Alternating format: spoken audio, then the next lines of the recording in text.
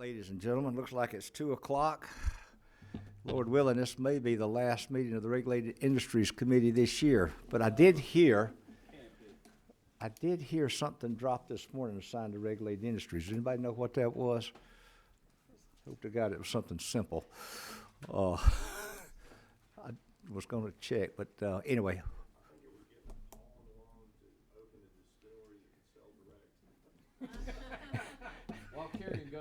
Has it got anything to do with low voltage too?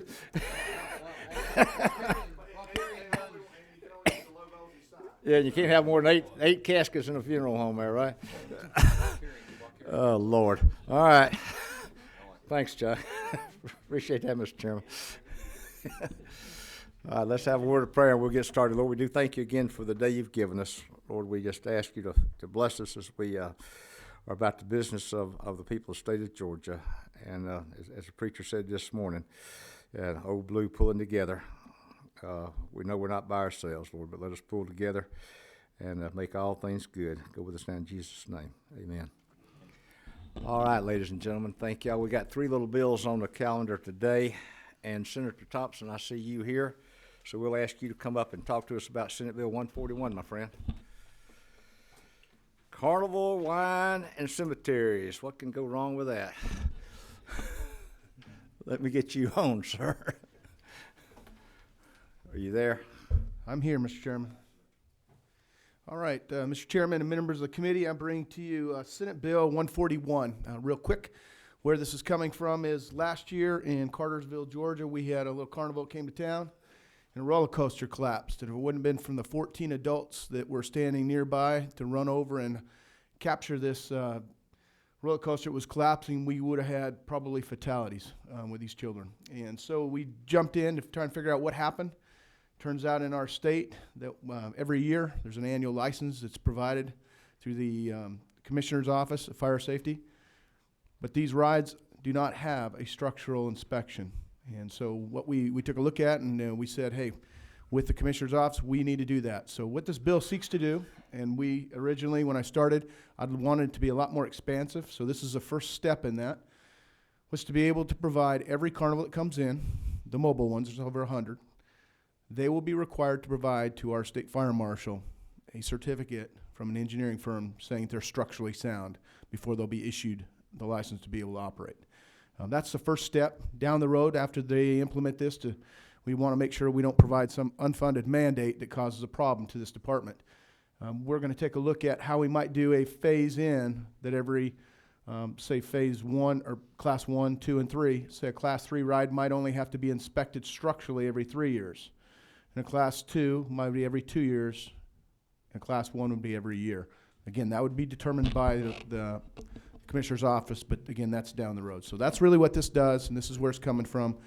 As we called around in different areas of the state, we found out that this is not uncommon, that they're having problems. We had a scrambler where the arm came off and all kinds of stuff. So that's what it does. Let me ask a question. I understand we've got a sub, and I didn't ask you to go with us. The legislation you're working off of Yes, is sir. different than the LC we've got in our folder. What's the sub doing? We're getting copies of it now, and I apologize. Sure. We just found out I think there was a sub that was produced. It was. Mr. Chairman, we're working off of LC 363367S. That's not what we have in the folder. What do you have in the folder? We got LC 363221. I think it was the original bill. Chairman, So, go ahead, sir. Chairman Welch in subcommittee provided this substitute for us. It was simply a change in a couple of words that were in here. It has to do with nature. And if I can, I would love to have our commissioner come up and he can explain how that really applies. All right, come up and talk to us, and then we'll look at it just a moment, sir.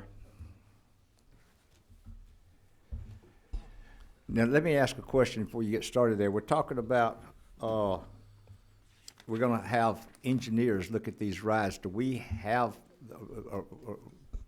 we know there's engineers available, or you're going to contract with engineers to come in and charge these rides to look at them? Is that what the plans are, sir? Yes, sir. Mr. Chair, what it does is it opens it up to a professional engineer to provide an evaluation of the critical components of the ride. So, for example, as the senator was saying, the roller coaster would have been a non-destructive evaluation of the track itself, which is what failed at that particular ride. Okay.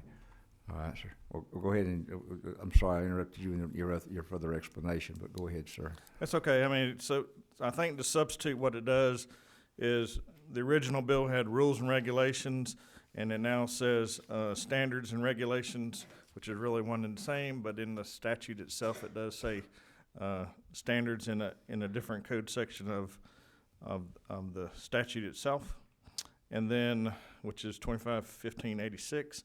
And then the other portion is instead of dealing with, forgot what the actual word was, but yeah, instead of dealing with nature, it talks about the actual evaluation of the mechanisms and conditions of the critical components of the ride, instead of just the nature of the ride.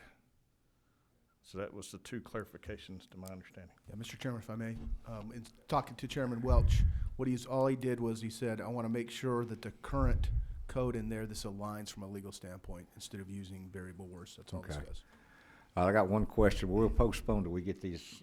They're making copies of the substitute, so we'll make sure we look at that before we pass anything out of the committee, if you don't mind, sir. Number 22. Mr. Rogers.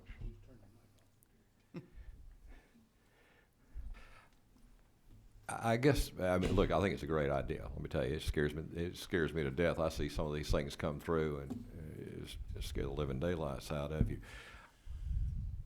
But let me back up just a second. We're going to ask these people to provide something that says that their rides are safe or whatever. Are there guidelines for them to go by anyway? I mean, is there a criteria in place to where they could argue, well, safe according to what? Yes, sir, if I can answer that. So the criteria would be to show that it's in compliance with the ASTM standards and manufacturer's requirements of the rides themselves, which have certain things that have to be evaluated, as well as the non-destructive testing and evaluation of those components. So they know what they're dealing with? Yes, sir. Okay, that was my question. Thank you. We do, if I may, we already do a physical inspection on these. They do. What this is a structural. So in that case, these rails were wore out and you couldn't visually be able to tell that.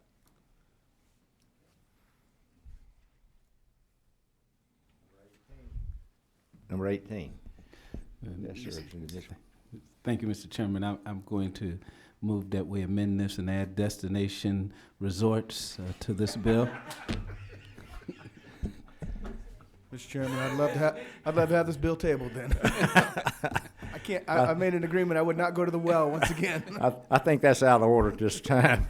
Representative Mitchell, I appreciate the, your emphasis here, but I think we'll pass on that this time. Thank you very much. Number 29. Yes, sir, Chairman Martin. Way down here. Serious question, but I'm trying to figure out how to phrase it. I mean, you say on line 17, and again, I'm working off a different bill than you may have, so that you may not be, pardon the pun, aligned with me for the right line numbers. But where you say engineering evaluation as deemed appropriate by the commissioner. So what you're saying is, from a professional standpoint, they're going to understand what that is, because as deemed appropriate, that's kind of a nebulous term out there. I mean, what means appropriate? I mean, Yes, sir. do you follow? You see my question? Yes, I mean, how would I know coming into the state what that is? If I could, in the standards and regulations that we would pass through a public hearing, we would specify, had to show compliance with the ASTM standards and the manufacturer's criteria of that ride itself. So NARSO, the National Amusement Ride Association, is familiar with ASTM standards that rides are to comply with, as well as the manufacturers of those rides themselves. Okay, and I promise I'm not picking at you, but I mean, it's just words on paper here. I wish we'd kind of say that, because it seems to me to be again a bit. Now, you know what you're going to put in your rules and regulations, but if somebody else is sitting in your chair one day, they could provide you an engineering evaluation that they said wasn't appropriate to meet those.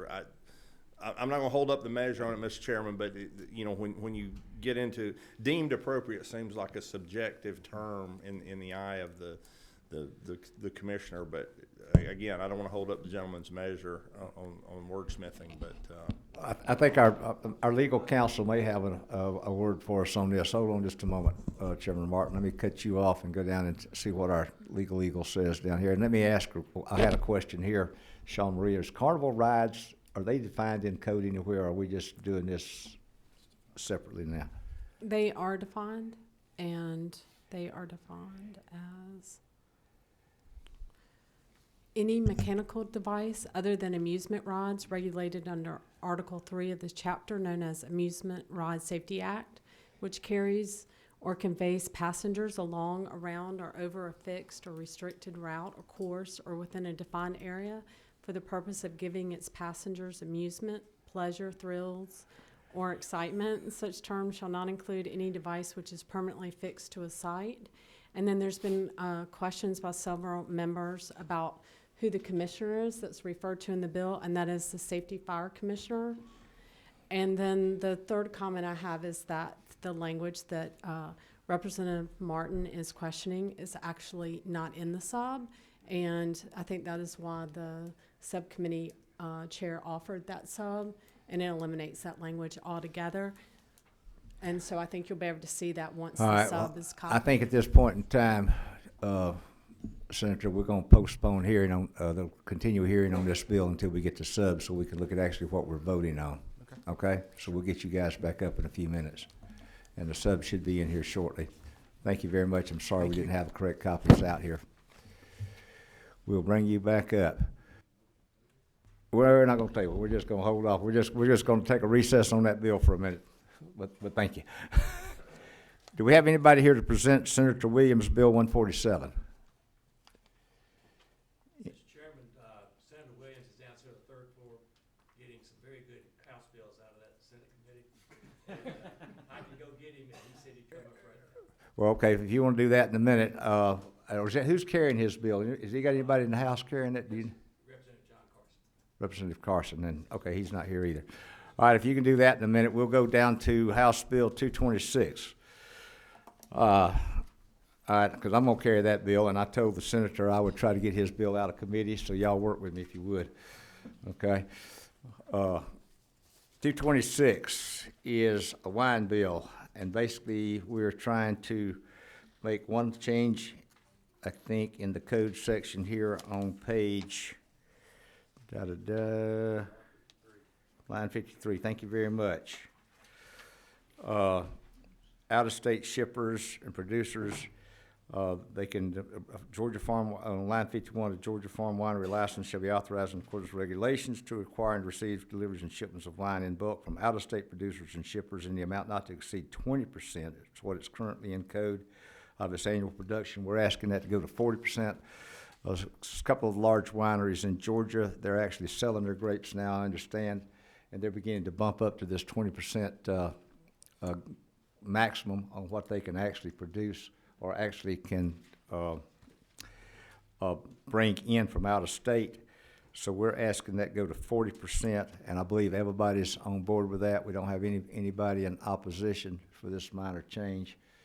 So is there any questions of the committee on this bill? Okay. Oh, is that what he says? You got that right? Oh, I haven't heard. I don't live in his area for his commercial. I don't hear that. Okay. All right. We got number 22 here wants to. Yeah, I've got a number of wineries in my area. I've talked with them about this. Believe that everybody's on board, and I appreciate the wineries coming together and agreeing on something, and do move that we do pass it on. All right. We got a second. Moving a second. All in favor, let number saying aye. Aye. Thank you, ladies and gentlemen. So now we're waiting to get our copies of Senate Bill, and I apologize to the committee and members of the audience that we didn't have this better scripted when we got here. But last days, things happen. We will take a recess for a minute and wait for the appropriate parties to show up. So y'all can, now we can't say that. That's what we used to say in the Army, smoke them if you got them, but we can't do that anymore, can we?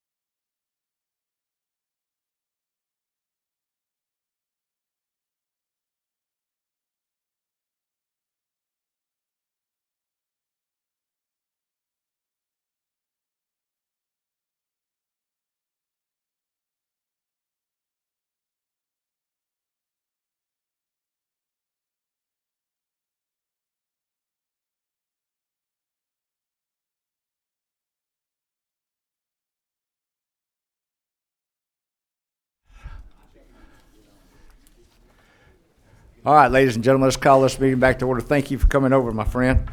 Well, sorry I'm late, Mr. Chairman. It's not a problem. I was busy working on House bills in the Public Safety Committee. We were able to get out 3 of them, so. Well, very good, sir. Thank you. Yes, 3 came out. 3 came out, and I had to stay to make sure the last one came out. Before the gentleman starts, how'd House Bill 419 do? Can you remind me which one that one is? That would be the fireworks bill with the noise, Oh, I don't, that one wasn't in committee. ooh, that's a shame. Oh, not a good sign, huh? It was, we didn't hear before I left. It might be, they're still going on as a, All right, sir. No pressure, Senator. well, All right, sir, let's make sure we're on the right LC. We've had this issue before. Give us the LC you're working off of, sir. Sure, it's LC 363207. Okay, sir. And I have with me Ms. Esther. She's with Service Corporation International. It's the largest cemetery provider in the country, and she'll be here to help answer any questions in the event I can't. Basically, this bill, what it does is under current law, the perpetual trust funds, they have to invest in interest, pretty much interest-bearing fund or investments. They can only spend the amount of money that is generated from income-producing investments. What we're trying to do is convert these perpetual funds into an omnitrust fund, which would allow them to invest in growth funds, and then they're able to take 4% of those funds and use it to maintain and upkeep the cemetery as opposed to just the income generated. So if you have a fund and it produces 10, 15% return that year, you can only spend 4, you're able to keep the remainder in the fund. So that's the gist of it. Okay. And I have no idea about the funds you just mentioned. What was the name of that fund? An omnitrust. OmniTrust. Yes, sir. Okay. Basically, that's the trust funds, that endowments to non-for-profits or universities. That's how they manage their funds, so it's in an omnitrust fund. Okay. It can be with other Go ahead. tax city. Number 19, put your, 19, yes. Okay. I'm sorry, Senator. Sure. That is a general term. It's not a specific brand. It's a legal term, correct? okay. Thank you. All right, Marilyn, would you introduce yourself and tell us where you're from? Hello, my name is Esther Bateman. I represent Service Corporation International. We own over 4,000 funeral homes and cemeteries throughout the country. We own 19 cemeteries. Would you here. pull that mic up just a little closer, hon, so we can hear you? Sorry. So we own 19 cemeteries here in Georgia. Okay. And I take it there's a problem now with the investments. There's no income. There's no income to be made in regular investments out Yeah, here. with interest rates as low as they are right now, 0.5% and 0.25%, there's not enough money being generated off of the income-producing investments to maintain the cemeteries. Okay. When you buy a plot in a cemetery or in a mausoleum, we had to deposit a certain percentage into a perpetual care fund. That fund is meant to be there for you to maintain, for the operator to maintain the cemetery in perpetuity. So the issue that we're finding ourselves in is that with the growth that he described, the growth in the fixed income investments being so low, they're not generating enough income to be able to maintain those cemeteries. And if you think about it, being invested too much in fixed income, because it's what you want in order to get the current income, doesn't provide for any growth in the fund. So your trust fund itself, that perpetual care fund, is not growing. So this bill, what it does is still allows a cemetery to choose the option if they want to continue to do ordinary income distributions, but it gives it the ability to do the unit trust distributions, which is that set 4% that he mentioned. And this is what we see in endowments and foundations in universities and hospitals and things like that. It's just bringing that methodology into the cemetery trust accounts. I guess most states allow that to be used, or is it not allowed in most states, or? So most states are behind the 8 ball too. They're still on the ordinary income. So in the last couple of years, we have seen Tennessee, Missouri, Oklahoma, Iowa, Florida, now Virginia, and also Colorado. And we have another bill now going on in California to allow this ability to choose between unit trust or ordinary income. And who is the, I guess, government overseer of these funds? Who is it that, monitors these funds and makes sure the cemetery is going to be able to take care of this perpetual care? It's the Secretary of State's office. Okay. All right. And if a cemetery goes belly up, if the fund goes broke, I mean, there's people that have bought the lots and everything, or just So out? sorry. So usually what happens is, first of all, you do have an annual report that gets submitted to the Secretary of State office, so they have the ability to continue to monitor that, what's going on with the cemeteries. And then the second thing, usually a receivership gets involved to Okay, be able to, and the trust fund is gonna continue there. You have a trustee that is a financial institution that is actually the one holding the money. So it's not like somebody can run away with the money, because it is in Regions Bank, SunTrust, any of those financial Okay. institutions. what dollar amount do we normally see in these trust funds? You've got like an average dollar amount or something, a couple $100,000 or a It million? depends on the size of the cemetery. Okay. You had to deposit 15% for the sale of a lot and 7.5% for a sale of a mausoleum. So you have a cemetery that is small, you're gonna see a small trust fund. It just depends on the size. Okay. We've got a couple of questions, if you don't mind. Number 27? I could probably answer several of those questions for you too, because I own 2 cemeteries. Okay. So, in starting a cemetery, you have to put up $10,000 into a corpus that starts your perpetual care. Every time you sell a cemetery space, then you put in 15% of the space. If you sell a mausoleum crypt, you put 7.5% into that perpetual care. Now, you cannot get that money out until the cemetery is almost full. The cemetery has got to be about 85% full 95. before you can start drawing out any interest off of that money to care and maintain that cemetery. So all of the years that the cemetery is operating, the money continues to grow. And my cemetery is now, we have it with a local bank that has a trust department, but you're only getting 1.5%. The cemetery that I built about 15 years ago has more money in it than the cemetery that I acquired about 7-8 years ago that was about 40 years old.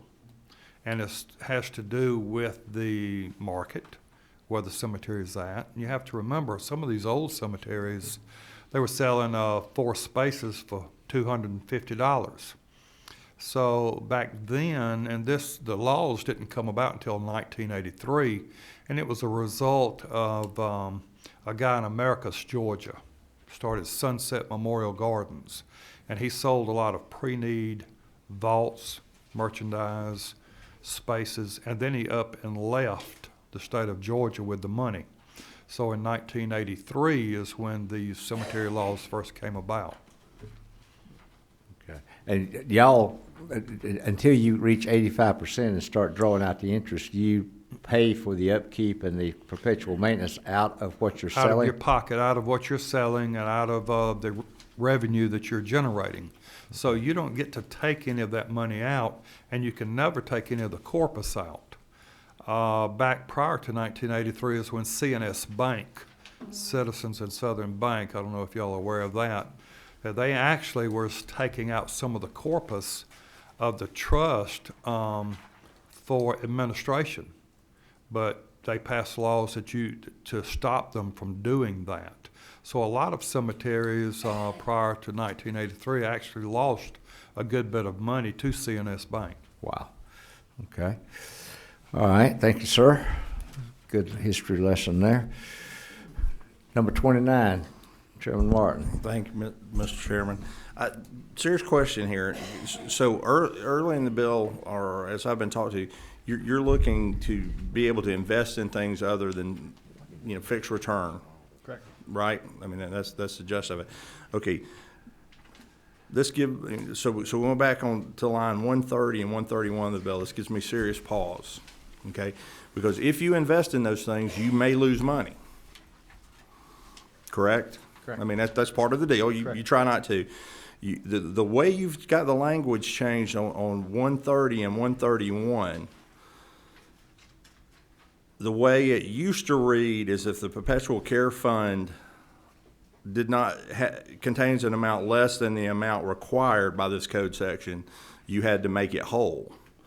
The way the new language reads is if the deposits into the fund have not been provided for. So you don't account, given that those changes in line 130 and 131, you don't account for the operator filling in the perpetual care fund should you lose money, unless I'm missing something, and that gives me great pause. I mean, if you wish to take that chance on the money, that's fine, but if your investments go south, it's not good enough just to deposit what you were required in there.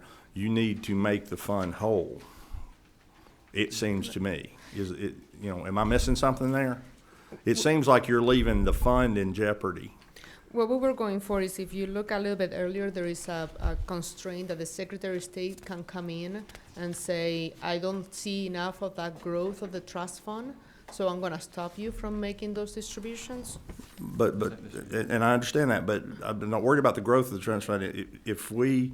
Why would we not want to just leave the language in that says, if we take the changes out of 130 and 131, it would read, in the event that the Perpetual Care Trust Fund amount contains an amount less than the amount required by this code section, the cemetery operator shall have 15 days to remedy. With the changes, it says as long as you're depositing what you should, you don't have to remedy. That honestly, that gives me some pause, and it may not be the rest of the committee, but that seems to allow for a situation where the perpetual care fund could drop below. I get it, what the lady's saying, that if it's not growing substantially, they can tell you to get out of the investments. What my concern is, how do you backfill the money that may have been lost? And sir, what we're going for is, you're gonna have years such as 2009 where your market is gonna be low. And so therefore you could have situations in which it dips under a certain number. But overall, the stock market and the market in general has been growing at the 10–15%. So the expectation is that even if it goes down 1 year, over the long term of the cemetery, it is gonna go higher. No, it's up to the chairman. I don't think that's what this is talking about. Quarterly, when we sell cemetery spaces, Chairman, we have to make a deposit quarterly.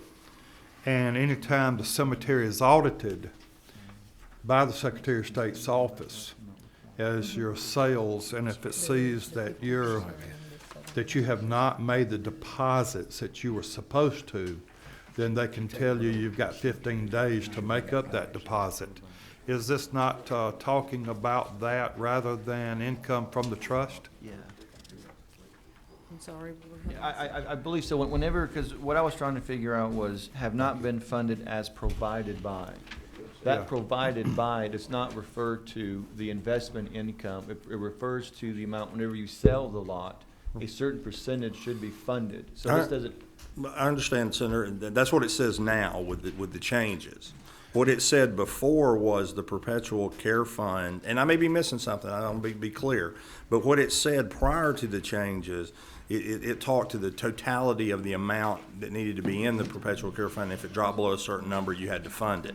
What we've changed 130 and 131 to say now is you've got to make your deposits, and as long as you do that, regardless of the amount in the fund, you don't have to make it whole. Well, I think, I'm reading that the other way though, Mr. Chairman. I'm reading that you've got to make it whole within 15 days. If you find out that it's not whole, you got 15 days Correct. to make it whole. That's the way I'm reading it. Mr. Chairman, again, let me read with the changes, what it exactly would say. At any time in the event that deposits to the Perpetual Care Trust Fund have not been funded as provided. Which basically is the same as containing an amount less than the amount required, so it's just wordsmithing that, isn't it? Well, no, that's my question, because now their investment vehicles may lose money. Right. So they could fund it as required, but if their investments don't return appropriately, it could lose and drop below what we'd call the appropriate sinking fund. I'm just asking if the committee's And I'm gonna ask our legal eagle here a question on that too. I think he's misreading it. This, Chairman Martin, what this is referring to in the code, when I sell a cemetery space for $100, at the end of the quarter, no, that was only a one-time deal and it's gone. The end of the quarter, the $15 goes into that perpetual care trust account that I have to put in there. So this is talking about what I'm doing as the owner and operator of the cemetery, not from the investments. I think the investments may be somewhere later in this bill, isn't it? Let's get to our legal. You guys talk about it down there offline a minute, see if y'all can't get happy, okay? Sean Reeve, do you see any difference in what we're talking about on line 130 and 131? Can you share any light to us with that difference in contain an amount less than the amount required, having been changed to have not been funded as provided? If I may, Yes, sir. on lines 27, 28, 29, 30, that paragraph where it talks about paragraph 3, it's where it's referring to, again, the deposits into the trust fund. And it mentions, again, the initial deposit into the perpetual trust fund. I believe on lines that 130, 131 refers back to these deposits, not necessarily, again, the return on investment or the interest from the investment. That's what I was reading it to be. If your initial deposits drop down below what is required to be in the fund, then the cemetery owner's got 15 days, and we can have to be aware of that, to deposit money into that perpetual care trust fund. That's the way I was reading it. That was the intent. Correct. And I think that was my understanding, and I think Chairman Martin's got a different one. Anything at all from you, Sean Marie, on that? Or you want us to keep you out of it? I'll keep you out of it right now. Okay, You can that sounds think. good. I got 2 more questions here. Number 22. This question's probably better directed to Senator Williams. And this, I'm not going to hold up or hang up on this. I just have a quick question. You guys keep referring to the Secretary of State's office. They're the ones that have oversight over this? Yes. My question is this. They've got oversight, but do they have authority to do anything about it? Yes.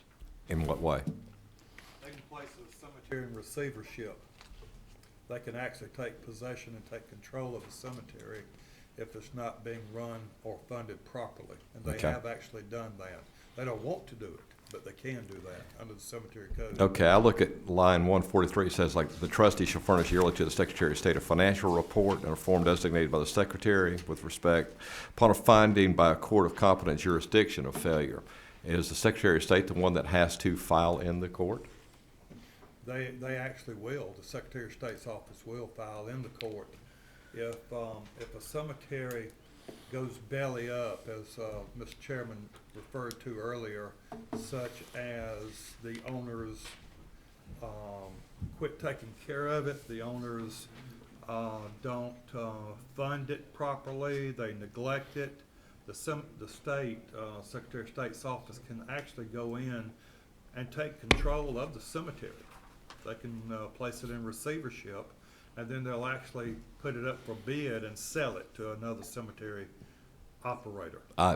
Okay, thank you. That answers my question. And the reason for that was, over the course of the last couple of years, I see all kinds of things that get put under the oversight of the Secretary of State's office, and he can't do anything about it. Yeah. And I just wanted to make certain that this wasn't one of those scenarios. No, Thank you. Well, prior, and if I could, Yeah, this- speaking of the mic there, make sure we got you on. All right, there, you sir. turned me on. I Okay, got you thank on. you. Prior to Secretary Brian Kemp taking over, used to, the Secretary of State's office had a division that actually came and audited cemeteries. The Secretary of State's office has weakened on that, and this is something we're gonna have to address in legislation coming up, hopefully, that we can put more bite back into them. They actually used to come and audit us, pretty thorough. Maybe that's the question. And they're not doing that now. Yeah. I'm very concerned about the fact that a lot of times we'll see things that say, the Secretary of State has oversight, or another group has oversight, but there's no authority. Maybe we can have that off. Right, they actually formed a cemetery board, and they're not very active either. So- Okay. All right, we got to come working with our legal down here. Number 25, what can you share on this, ma'am? Thank you, Mr. Chairman. I have a question. Does this bill change the investments in which a cemetery can invest? Yes. Where in the bill does it do that? Well, Whenever, We're, well, one shaking her head no, we got one shaking no and one shaking yes. The investments themselves don't change. The law allows you to have any kind of investments. It's It just that changes the distribution method? It changes the distribution to method. the uni To the trust, unit trust. to the unit trust distribution method. And in the beginning, we add two parts here which change the definition of income. Income can mean income, which we used to think of it as, or 4% of the net value of the trust assets. Is that correct? Correct. There is actually no definition of income right now in the code. So this one was included to say this is my ordinary income, and then it also provides for the unit trust distribution. So is the change this bill is making allowing cemeteries to distribute 4% of their assets each year? And by doing, it is, and by doing so, what it does is allows them to invest differently. So again, if I am a cemetery in which I'm only allowed to be distributing ordinary income, which is what it does right now, I don't have that much of a desire to be investing in stocks or any of the preferred stocks or anything like that, because they're gonna just pay me a very small amount on those dividends or no dividends at all. So with this bill, it says, okay, because you're allowed to be distributing 4, you can now, it's encouraging the cemeteries to invest a higher portion into So it. they're allowed to make those investments now, but they're not incentivized to do it because they Correct. cannot distribute any portion of that. Yes. But now we're going to allow them to distribute 4% a year, so, which will incentivize them to make investments other than fixed income, CDs, or interest-bearing accounts, that Correct. type thing. That's right. Well, is there any concern that I mean, I know that financial planners tell people, once you retire, you can possibly take 4% of your assets out each year, but then everybody decided that might be too much and you're gonna outlive your income as a retiree or outlive your assets. So is there a concern here that cemeteries will be making too large of distributions, and then a few years from now, we'll have the problem of not being able to maintain their properties?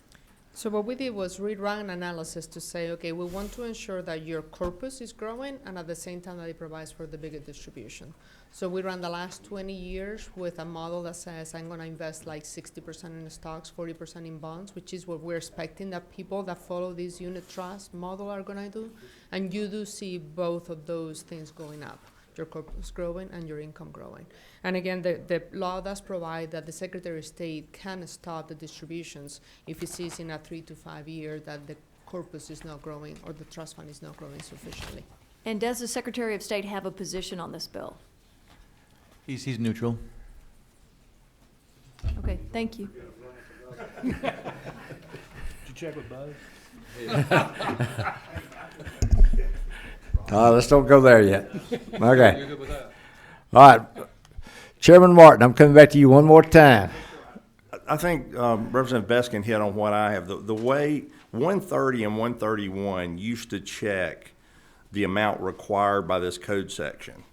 We are still, with the learned attorney and we've not figured out exactly what that amount is, but lines 130 and 131 used to check the amount required by this code section, and that's what gave me pause. The 4% withdrawal could drive, you could basically eat into your principal if you would. And what it now does with these changes is just it checks to make sure you're depositing the correct amount.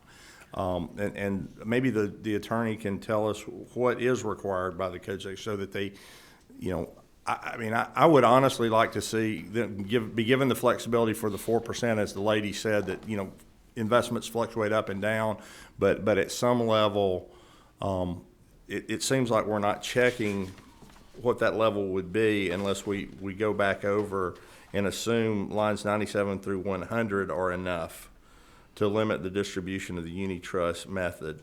And perhaps that is enough to catch what Representative Beskin would more appropriately articulated than I did. But lines 132 through 134 there, you're not happy with those that says if they find out that. That's if they don't deposit it correctly. They're not talking about the.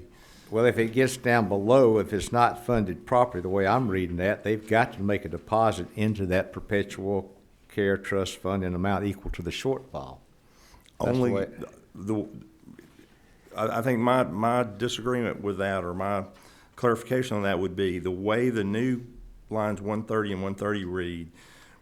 Lines 132 and 133 and 134 kick in if the deposits are not funded as provided by this code section, not that the level of balance in the trust fund is not funded as provided. So they're looking at the inflows being provided correctly as opposed to the balance being where it is. That was my concern. If the committee feels like lines 97 through 100 take care of it, I'll get out of the way today and look at it between now and rolls. I think I follow what you're saying. You're saying you want to, the way that you're reading it now, you're thinking that the change is made is to say, if I'm not depositing, then I'm going to be in trouble. Right. But the way that it read before was, if I don't have have a already balance. 100,000 that I was supposed to deposit and it dips under, then you're going to be in trouble. Right. We thought we were cleaning the language, honestly, so I'm fine with going ahead, if the committee is agreeable, to go ahead and leave it like it was before.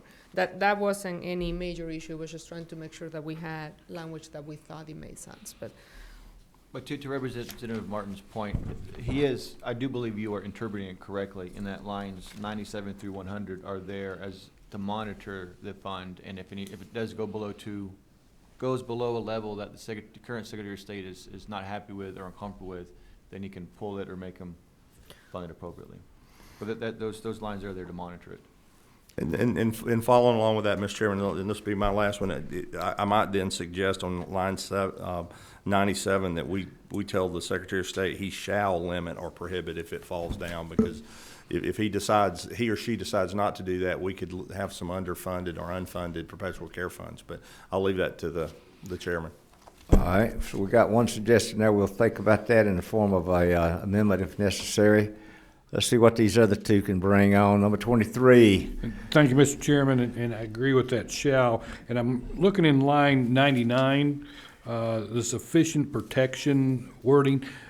Should we get a little more specific? I mean, that's awful broad, that the Secretary of State all of a sudden feels like, well, I've lost 50% of the fund, maybe I get involved now, or, we get a wide latitude of what some person thinks is okay amount to lose or take out of the fund. Should we pin that down to if it loses a ratio or a certain percentage of the value that we should automatically? Well, that is up to the will of the committee.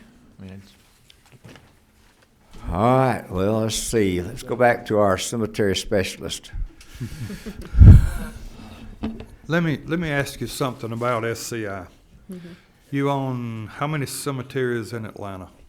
In Georgia, we own 19 cemeteries. 19 cemeteries. Okay. You don't commingle the perpetual care accounts on any of those, do you? You cannot. Right. So like Arlington, you own Arlington here in Atlanta.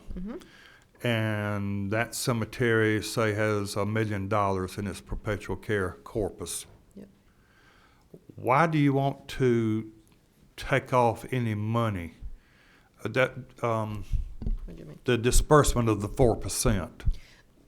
Why do I want the 4%? Because right now, the way that we are invested is just not providing the sufficient income. It's only providing that 1%, 1.5% with the way that the market is. Okay.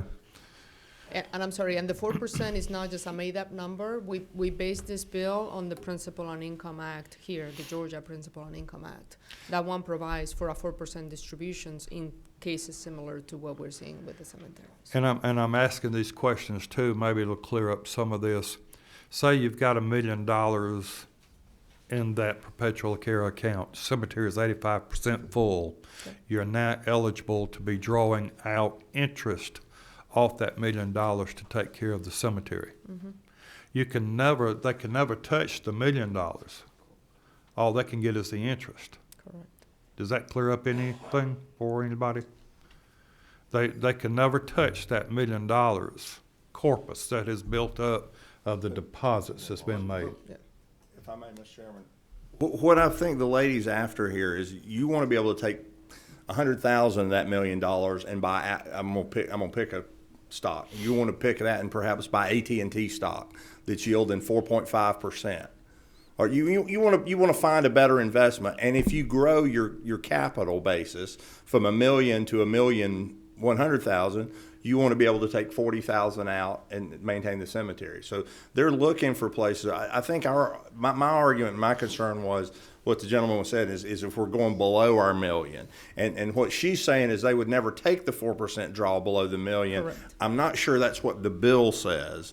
That is what your intention is to do. So I think we have you've got a great proposal here.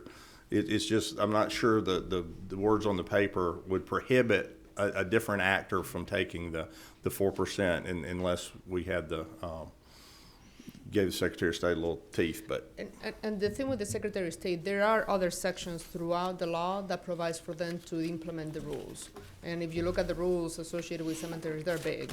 So it's not like right now they're cuff-handed, or to your comment about, well, how do they know whether there should be, what is sufficient protection? They can come in with rules associated to that. In other states, we have not seen them coming in with anything that is like constraining to the point. It's usually you ensure that that corpus that the customer has paid, that 50% and 7.5% remains in there. That's really your base. Has any other states adopted this?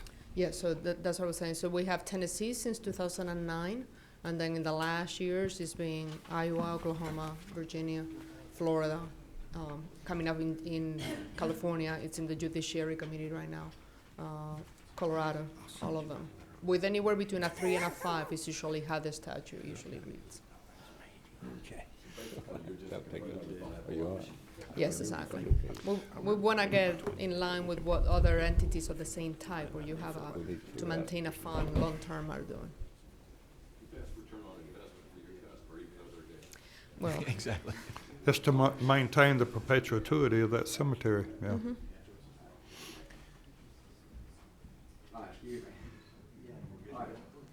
Chairman Martin's got to go to another meeting. God bless you, my son.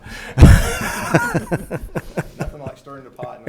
I started in stir the pot and then leave. Thanks a lot. Yeah. All right, okay. Would y'all be okay if we put those lines back to where they were? Certainly. Is Is that all right with you? Yeah, I think that works. Okay. all right, on line of Representative Williams, would you be okay with that? You're the leading expert on the committee here, seems to be in this area. So if we put these lines on line 131 or 130, 131, we go back and strike have not been funded as provided for and leave in contains an amount less than the amount required. I personally think we're sort of splitting hairs there myself, but I'll go with the will of committee on that. I'd be happy either way. I don't have any problem with it, and Chairman Martin said that's what, yeah, he would be happy with that wording. Is that all right with y'all?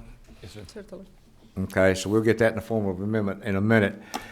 And Chairman Kirby, you got any more ideas of yours that you want to see in here? All right. All right, is there any other questions from anybody? Anybody on this side want to weigh in on this? We've been sort of heavy on the other side. Are y'all awake? Good. It's a destination cemetery. Destination cemetery, there you go. Okay. There is one. All right, we need a move in second, I think, on the bill. And then we'll move in second on the amendments, and then we'll vote on the bill as amended. How about that? Anybody want to make a move on this legislation? Mr. Chairman, I move do pass. All right. Got us a move and a second, do pass the legislation. Amendment number 1, provided the Chairman Martin amendment that's no longer here. If I understand it, we're going to, line 130, we'll read at any time in the event the deposits to the Perpetual Care Trust Fund contain an amount less than the amount required by this code section, the cemetery owner shall within 15 days. We're going to strike the words have not been funded as provided for. Is that agreeable to everybody? And you strike deposits too. Mm-hmm. Okay, we'll strike, okay, at any time in the event that the Perpetual Care Trust Fund contains an amount less than the amount required by this code section, cemetery owner shall. So we're gonna strike the 2 words on line 130, deposits to, and then we're gonna subtract these have not been funded as provided for on line 131. That would be amendment number 1. Do I have a move and second on that amendment? So move. All in favor, let them say an aye. Aye. All right, got that one done. Now, Chairman Kirby, on your amendment. I'd just like to say no to that amendment, that's all. Okay, we'll record you as one no vote. Do we need to show of hands? I didn't hear many ayes. Just saying. All right. I think it passed. Yes. Representative Chairman Kirby, you got on line 97. You Line got- 97, the 1, 2, 3, 4, fifth word change from may to shall. All right. I have a question about that. Oh, Lord. Okey dokey. Yes, sir. This is just a common courtesy to the Secretary of State's office. We're talking about your boss here, and we're telling him that he may do something or another.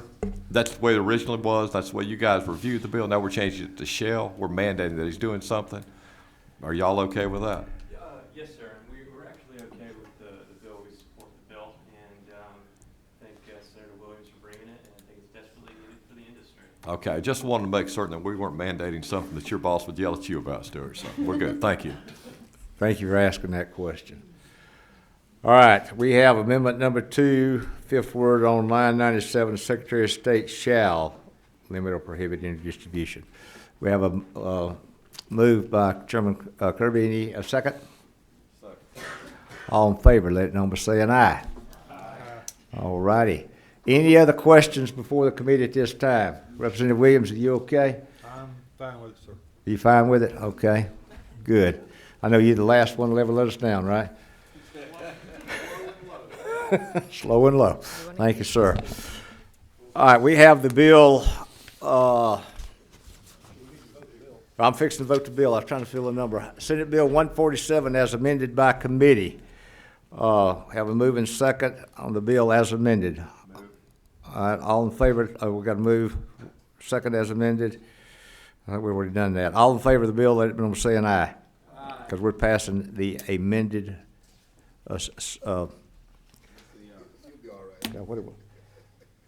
committee substitute, Senate Bill 147.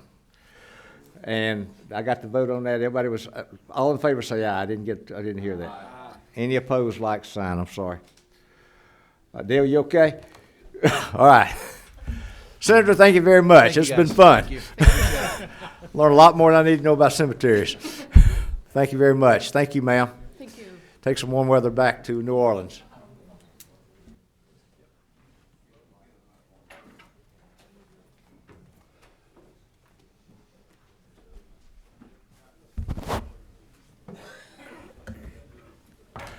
All right.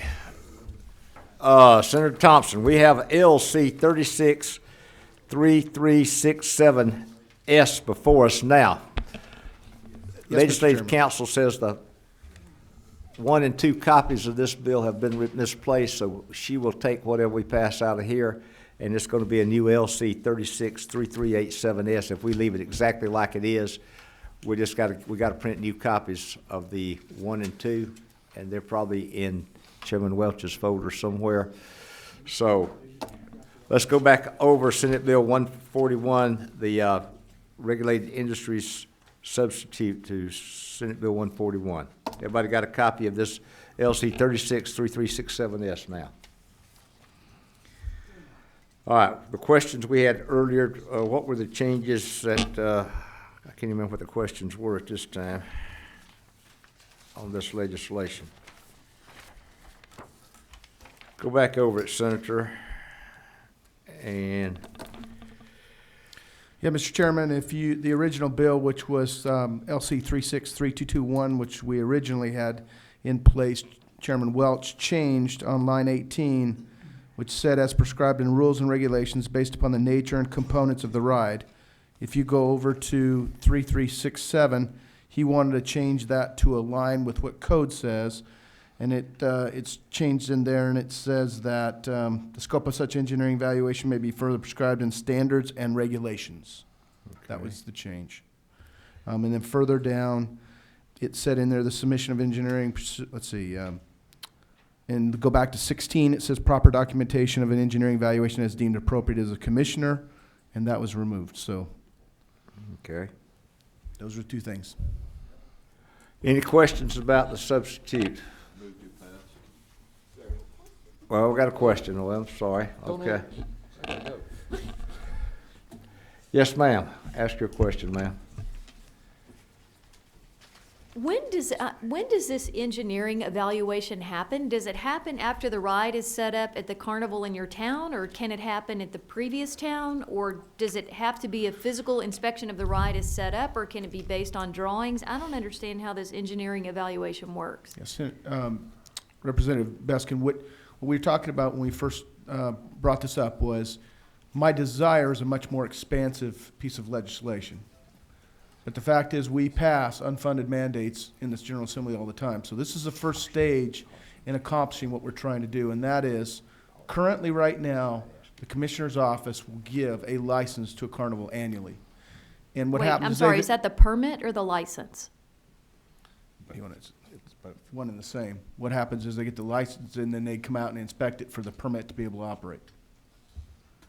Okay. But this piece of legislation, what happened was, again, back to Cartersville and then many other places, is even though it's visually inspected and they turn them loose, they find out some of these components are wore out. And the only way to be able to tell that is to have a structural inspection.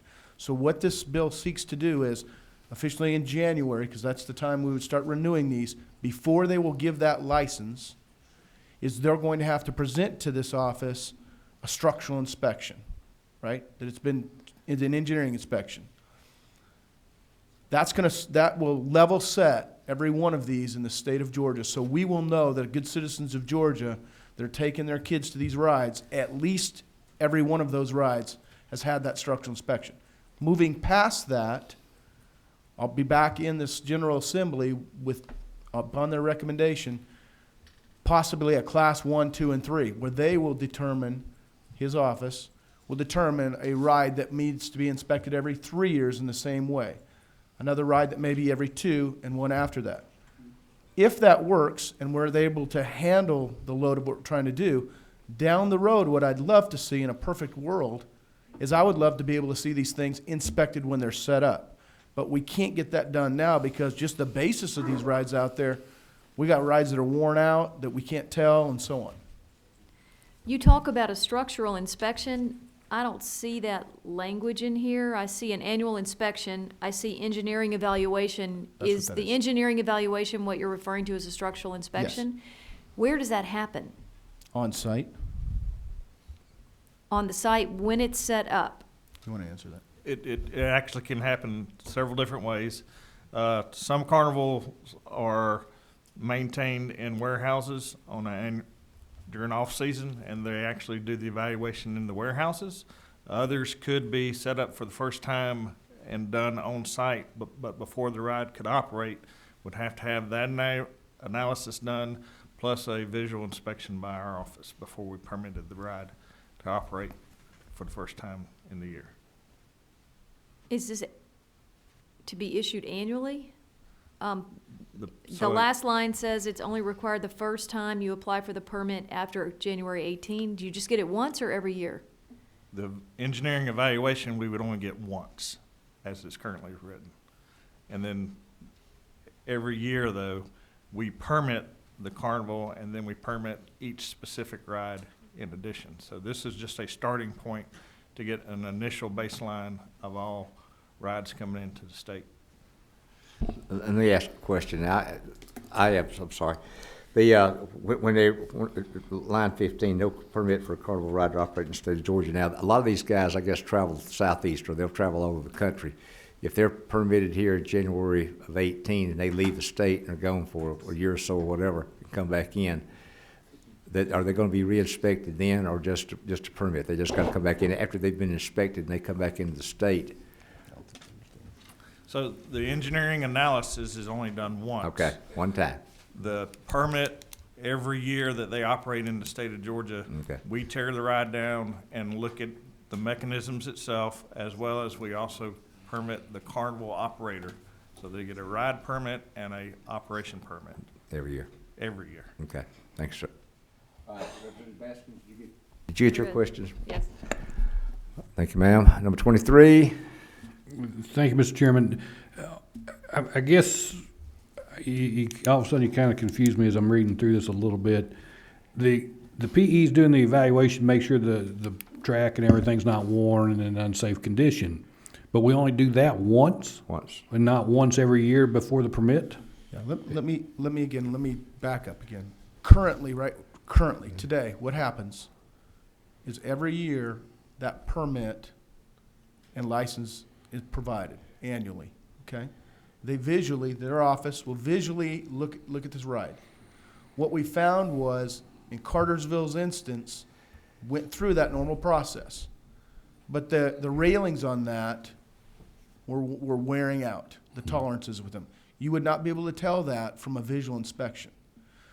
So again, I would love to go all the way to the end where every time we tear them down and bolt them up, we can inspect that, but we can't do that to this department.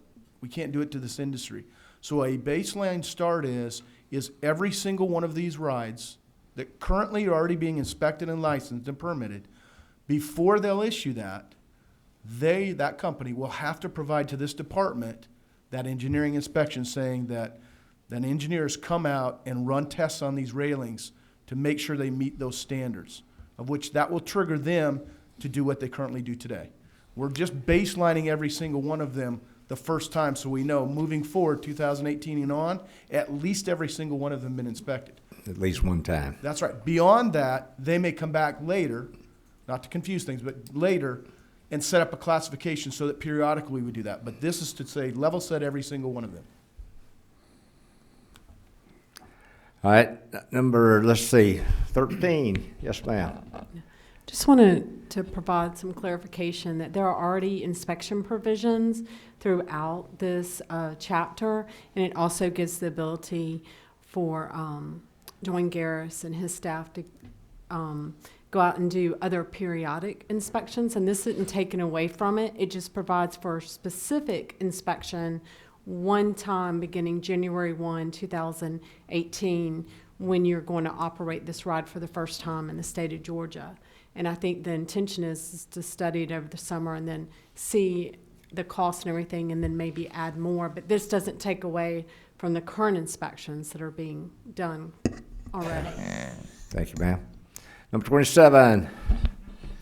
The question I had is, who's qualified to perform these inspections? Go ahead, all engineers. The analysis itself is a professional engineer. Who's gonna pay for that inspection? The ride owner? Yes, sir.